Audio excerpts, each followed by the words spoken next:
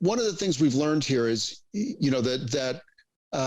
sometimes if you're a good technologist, you're not necessarily a good financial person. And I think, and in this case, most banks are fairly opaque.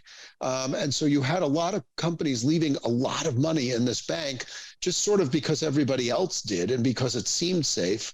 Unfortunately, that we didn't really know what was under the surface. A lot of people missed this, including the Fed, including the Fed and other regulators. So I hope that explains it in a nutshell. But basically, it was at some level a victim of its own success. Interesting. So not everybody didn't see it coming, because some parts of the internet, depending if you believe or not, some people in the company saw it coming. So like the CEO, for example, Greg Becker, he sold 11% of his shares on February 27th. The counsel, Mike Zucker, 19% on February 5th. CFO, 23% on 2/27. Michelle Draper, CMO, sold 25% on February 1st. So they knew something was up, right? So like that in and of itself, right? Let's just take the people up top. If they... But that's opaque. See, that's the problem, is they see it, the rest of us don't. Right. So are they under any obligation to inform people? Or they kind of just let it happen? And while they walk out the back with this, they still got their money. Their executives they still got their bonuses, right? So like, is there any liability on that end?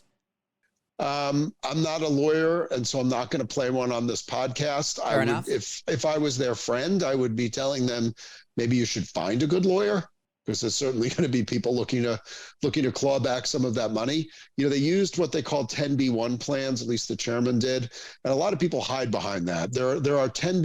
It's meant to be sort of a regular stock sale program, and you do see it used benignly. I know, there are executives who sort of sell 500 shares of stock every single day. Well, that's a pretty benign use of a 10b1. That is truly mechanical.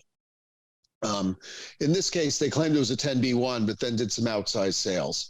And there were some short sellers who did make out on this. There were some people around who did sort of warn of this. But this was the problem, with banks.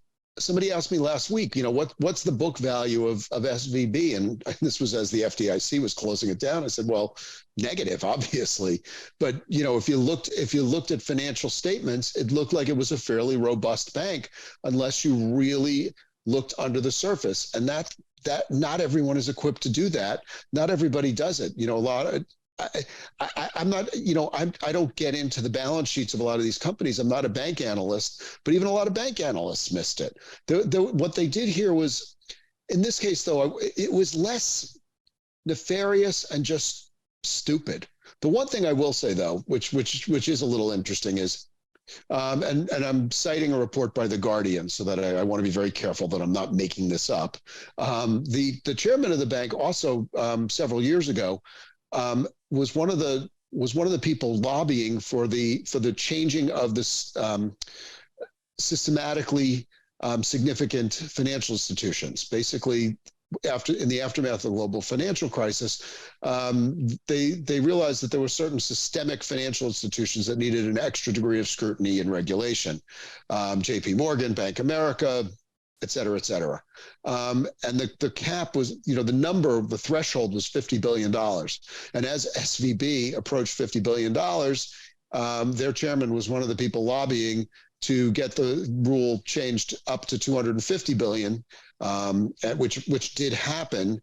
And so as a result, this one probably should have been considered a systemically important institution by the old rules, but thanks partly to the chairman's lobbying efforts, the rules got changed in their favor.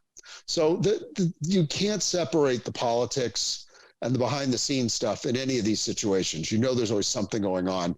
But I have to be very careful not to cast aspersions. I have to be very careful. And like what I said, I'm citing a published source when I say these things.